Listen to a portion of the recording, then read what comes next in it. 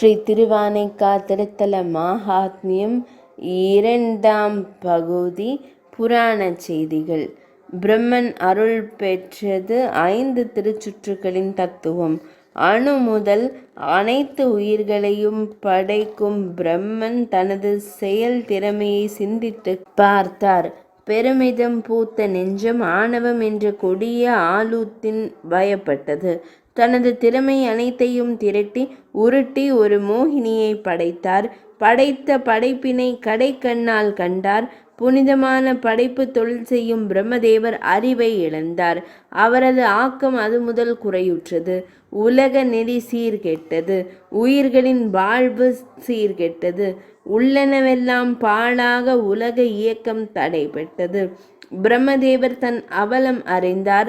மனம் பதறினார். பரமனிடம் முறையிடுவதற்கு கண்கண்ட சிவத்தலத்தையெல்லாம் தரிசித்து கொண்டு மன அமைதி இல்லாமல் கடைசியாக ஜம்புவனம் எனப்படும் திருவானைக்கா திருத்தலம் வந்து தனித்திருந்து சிவபெருமானை நோக்கி கடுந்தவம் புரிந்தார். பிரம்மனை சோதித்து அருள் புரிய திருவுள்ளம் கொண்ட பரமன் தமது பிரியாவிடையாகிய உமையம்மைக்கு ஆண் உருவம் தந்து தான் பெண் உருவம் ஏற்று அவர் எதிரில் காட்சியளித்தார். ஐயனின் திருவிளையாட்டினை தன் தவ வலிமையினால் அறிந்த பிரம்மன் அவ்விருவரையும் வணங்கி தன் நிலையினை கூறி பணிந்து வேண்டினார். வேண்டுவோர்க்கு வேண்டியவெல்லாம் கொடுக்கும் இறைவன் பிரம்மனின் குறையை நீக்கி மீண்டும் படைப்பு தொழில் புரியும் வலிமையை அருளினார். ஸ்ரீ ராமபிரான் வழிபட்டது. ராவணனும் கும்பகர்ணனும் பிரம்மகுல மரபில் வந்தவர்கள். இலங்கை போரில் அவ்விருவரையும் கொன்று அன்னை சீதையை மீட்டு திரும்பிய ஸ்ரீ ராமபிரானை பிராமணோத்தமர்களாகிய அவ்விருவரையும் கொன்ற பாவம் பிரம்மஹத்தி என்ற பெயரால் நிழல் உருவில் தொடரலாயிற்று.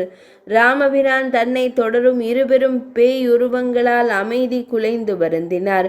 ராமேஸ்வரத்தில் சிவ வழிபாடு செய்தார். ராவணவதத்தால் ஏற்பட்ட பாவம் நீங்கியது. ஆயினும் கும்பகர்ணனின் ஆவி தொடர்ந்தது. இதனால் அயோத்தி செல்லும் பயணம் தடை பெற்றது. பொன்னியாற்றங்கரையில் தவம் புரியும் புண்ணியர்களான முனிவர்கள் இடத்தில் சென்று பிரம்மஹத்தி நீங்க வழி கேட்டார். முனிவர்கள் ஞான பூமியாகிய நாவற்காட்டிலே சிவலிங்கம் அமைத்து சிவ வழிபாடு செய்ய தூண்டினர். ஸ்ரீ ராமபிரானும் ஜம்புநாதரின் திருக்கோயிலின் மேற்கு புறத்தில் குளம் வெட்டி அதன் தரையில் கோயில் எடுத்தார். அங்கதனை கொண்டு அக்கோயிலில் சிவலிங்கம் அமைத்து முறைப்படி சிவ வழிபாடு செய்து தனது பிரம்மஹத்தி பாவம் நீங்க பெற்றார். அந்த திருக்கோயிலே கரியமாலீஸ்வரர் நீலகிரீஸ்வரர் என விளங்குகின்றது. கௌதம முனிவர் வரம் பெற்றது. கௌதம முனிவர் தன் மனைவியாகிய அகலியை வேற்றானோடு காம களியாட்டத்தில் ஈடுபட்டிருந்ததைக் கண்டு கல்லாய் மாறிவிடுமாறு சபித்தார். பின்னர் சிறிது நேரத்திற்குள் மனித சஞ்சாரமற்ற பெருங்காட்டில் தான் மட்டும் தனியாக வாழப்போகும் பயங்கரத்தை எண்ணி பார்த்தார். தற்செயலாக வழுக்கி விழுந்த துணைவியை நினைத்து ஏங்கினார். தன்னிகரற்ற பேரழகியான அகலிகையை நினைத்து அவர் மனம் தவித்தது. அகலிகையை எண்ணி கண்ணீர் விடலானார். மனம் ஒருமைப்படாமல் தவம் கைகூடாமல் தவித்தார். பரணசாலையை விட்டு புறப்பட்டு பற்பல திருத்தலங்களையும் தரிசிக்க யாத்திரை செல்ல புறப்பட்டார். ஊராக சுற்றி திரிந்து கடைசியில் திருவானைக்கா வந்து சேர்ந்தார். வழிபாடு முடிந்து மன உருக்கத்தோடு அமைதியும் இன்பமும் வேண்டி பிரார்த்தித்தார். கௌதம முனிவரின் பக்தி பெருக்கை உணர்ந்து இறைவன் அவருக்கு காட்சி கொடுத்தார். வருங்காலத்தில் அகலிகை ராமபிரானது திருவடிப்பட மீண்டும் பெண்ணாகி விட்டு அதன் பிறகு இருவரும் முன்பு போல இன்பமிக்க இல்லற வாழ்வு நடத்தலாம் என்று திருவாய் மலர்ந்தருளினார். அன்று தொட்டு வழிபாட்டை மறவாது செய்து வந்து இறுதியில் பகவானின் கட்டளைப்படி அகலிகையை பெற்று நல்வாழ்வு வாழ்ந்தார் கௌதம முனிவர். பராசரர் அருள் பெற்றது. இந்திர சபையில் ஒரு நாள் விஸ்வாமித்ர முனிவருக்கும் வசிஷ்ட முனிவருக்கும் இடையே நிகழ்ந்த விவாதத்தில் விஸ்வாமித்ர முனிவர் தோற்றார். விஸ்வாமித்ர முனிவர் கோபமடைந்து வசிஷ்ட முனிவரை கொல்வதற்காக வேள்வித்தி ஒன்றை வளர்த்து அதிலிருந்து ஒரு பூதத்தை தோற்றுவித்து வசிஷ்ட மாமுனிவரை கொன்று வருமாறு அனுப்பினார். பரணசாலையில் வசிஷ்ட மாமுனிவரின் சாயலில் இருந்த அவரது மகனான சக்தி முனிவனை அது கொன்றுவிட்டது. பூதம் கொன்றுவிட்டது. வெளியில் சென்று திரும்பிய வசிஷ்ட மாமுனிவர் தன் மகன் இறந்திருப்பதைக் கண்டு அலறினார். வசிஷ்ட மாமுனிவரை தேற்றுவதற்காக நான்முகனார் தோன்றினார். இறந்தவரின் மனைவி கருவுற்றிருக்கும் செய்தியை கூறி அச்சிசுவால் தமது குலம் உலகெல்லாம் ஒளி வீசப் போகிறது என்று கூறினார். வசிஷ்ட மாமுனிவர் தனது மருமகளின் வயிற்றில் இருக்கும் சிசுவின் செவிப்பட இடைவிடாது வேத மந்திரங்களை உச்சரித்து வந்தார். தாயின் கருவிலிருந்தே தத்துவ ஞானம் முழுவதையும் பெற்ற அவ்வுயிர் பராசரன் என்னும் பெயர் கொண்ட ஆண்மகவாக தோன்றியது. வசிஷ்ட மாமுனிவர் பராசரர் வாலிபரானதும் நடந்த சோக கதையை கூறினார். அநியாயமாக தன் தந்தை கொல்லப்பட்டதை எண்ணி அவர் மனம் துடித்தது. தாயின் விதவை கோலம் நீங்க அகில புவனத்தில் உள்ள அத்துணை அரக்க பூதங்களையும் அழிக்க எண்ணினார். அறிஞர்களின் ஆலோசனைப்படி ஆனைக்காவை சேர்ந்து ஆகம முறைப்படி ஆனைக்கா அண்ணலை வழிபட்டார். அவர் வழிபாட்டை கண்டு மகிழ்ந்த ஈசனார் அவருக்கு திருவருள் வழங்கினார். சிவபெருமானின் அருள் பெற்ற பராசரர் ஆன்மா சாந்தியடையாது பேய் உருவில் அலைந்து கொண்டிருந்த தனது தந்தைக்கு மானுட யாக்கை பெறச் செய்தார். ஆனைக்கா திருக்கோயிலின் வடகிழக்கு மூலையில் வேள்வி சாலை அமைத்து மாபெரும் வேள்வி ஒன்றை நடத்தி அத்தீயினில் அரக்க பூதங்கள் அனைத்தும் விட்டில் பூச்சிகளைப் போல விழுந்து இறக்குமாறு செய்தார். அவ்வாறு செய்யும் போது நல்ல அதி தெய்வங்களான 8 திக்கு பாலகர்களும் அத்தீயிற்கு பலியானார்கள். ஒவ்வொரு திக்பாலகர்களும் முறையாக வருணன், வாயு, குபேரன், ஈசானன், இந்திரன், அக்னி, யமன் மற்றும் இறுதியாக நிருதி பலியாக தயாரான நிலையில் இருக்கும் பொழுது ஆனைக்கா அண்ணலை தஞ்சம் புகுந்து என்னை, அதாவது நிருதி, காப்பாற்று என்ற அடைக்கலம் புக சிவனார் பச்சாதாபப்பட்டு நிருதியை காப்பாற்றி அருளினார்.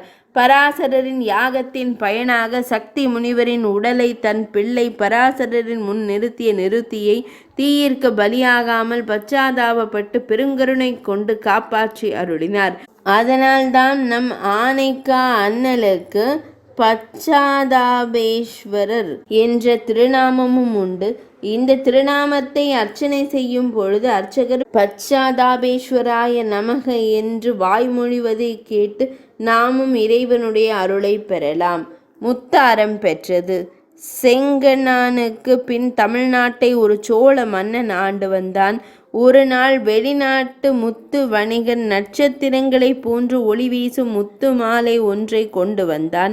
மன்னன் உரிய விலை கொடுத்து வாங்கி அந்த முத்து மாலையை தன் ஆசை நாயகியான தேவியின் கழுத்தில் சூட்டி மகிழ்ந்தான். மறுநாள் காலை தம்பதிகள் இருவரும் பொன்னி ஆற்றில் நீராடி மகிழ்ந்தனர். அரசி முத்து மாலையை கழற்றாமலேயே நீராடினாள். முத்து மாலை ஆற்றிற்குள் விழுந்துவிட்டது. மன்னன் ஆட்களை அனுப்பி தேடுமாறு கூறினான். முத்து மாலை கிடைக்கவில்லை. மன்னனும் அரசியும் வருந்தினர். 2 தினங்கள் சென்ற பின் சோழ மன்னன் அரசியோடு ஆனைக்கா அண்ணலை வழிபட வழக்கம் போல் சென்றான். நண்பகல் உச்சிகால வழிபாட்டு நேரத்தில் வெள்ளி குடங்களிலிருந்து திருமஞ்சன நீரை எடுத்து சிவாச்சாரியார் சிவலிங்க திருமேனியில் அபிஷேகம் செய்து கொண்டிருந்தார். ஒரு குடத்திலிருந்து முத்து மாலை பெருமாள் கழுத்தில் ஆரம் போல் விழுந்தது. எல்லோரும் பிரமித்தனர். சோழ பரம்பரை சைவத்தில் ஊறி திளைத்த அரச குலம் வளவர்கள் தங்களிடம் உள்ளவைகளை எல்லாம் சிவார்ப்பணமாக தந்துவிட்டு தங்களையும் சிவபாத சேகரர்கள் என்று கூறிக்கொள்வதில் மகிழ்வு கொள்வார்கள் என்பது வரலாறு. இப்பெரு வழக்கத்திற்கு மாறாக இவ்வரசன் மட்டும் தான் பெற்ற சிறந்ததொரு முத்தாரத்தை மனைவிக்கு தந்ததன் மூலம் தவறு செய்துவிட்டான். அதனை அறிவுறுத்தி திருந்தவே ஆண்டவன் அவ்விளையாட்டை மேற்கொண்டார். அரசனார் இறுதியில் தன் தவறை உணர்ந்து திருந்தினார். மோகனாங்கி. திருவாதிரை வருவதற்கு முன் ஒரு நாள் மார்கழி மாதத்தில் அதிகாலை ஜம்புநாயகரின் சன்னதியில் உருத்ர கன்னிகையர் அணிவகுத்து நிற்கிறார்கள். திருப்பள்ளி எழுச்சி பூஜை நடைபெறுகிறது. அன்று மோகனாங்கியின் முறை. பூபாலத்தில் கையில் பிள்ளை என்ற திருவெம்பாவை பாடலை அழகாக இசைக்கிறாள். பக்தர்கள் மனமொன்றி திருவாசகத்தின் பொருளிலும் இசையிலும் கட்டுண்டு மெய்மறந்து சந்நிதியில் நிற்கிறார்கள். என் கொங்கை நின் அன்பர் அல்லா தோள் சேரற்க எங்கை உமக்கல்லாது எப்பணியும் செய்யற்க என்ற பகுதியை மிக உருக்கமாக பாடிக்கொண்டிருக்கும் போது சந்நிதியில் இருக்கும் அத்தன் உருத்திர கன்னிகையரும் கழுக்கென சிரிக்கிறார்கள். எள்ளி சிரிக்கும் தன் தோழியரின் கருத்தறிந்த மோகனாங்கி துணுக்குற்று அத்துடன் பாடலை நிறுத்திவிட்டு விருட்டென்று வீடு நோக்கி சென்று கதவை தாளிட்டு கொண்டு தேம்பி தேம்பி அழத் தொடங்கினாள். பகல் பொழுது கழிந்து முன்னிரவும் கூட வந்துவிட்டது. மடைப்பள்ளி பணியாளர்கள் எல்லாம் பணி முடித்து கொண்டு வடக்கு திருவீதியில் இருக்கும் தம் ஆசை நாயகியின் இல்லத்திற்கு அம்மன் கோயில் சமையல்காரனான பரதன் அவசரமாய் வந்து வாயிற்கதவை தட்டினான். பதில் இல்லை. கதவும் திறக்கப்படவில்லை. மையல் நாயகி மோகனாங்கியின் விசும்பல் தான் கேட்டது. காம கிளத்தியின் நிலையை அறிந்து அவன் மனம் பதறியது. என்ன நிகழ்ந்தது? எதற்காக அழுகிறாய்? உன் கவலையை நீக்க நான் எதுவாயினும் செய்ய தயாராயிருக்கின்றேன். வந்து வாயிற்கதவை திறந்து என்னிடம் நடந்ததை கூறுவாய் என்று வரதன் வெளியிலிருந்து கூவினான். மோகனாங்கி கதவை திறக்கவில்லை. உள்ளிருந்து கொண்டே கூறினாள், உருத்திர கணிகையான நான் வைணவ பார்ப்பனாகிய உன்னோடு உறவு கொள்ள இயலாது.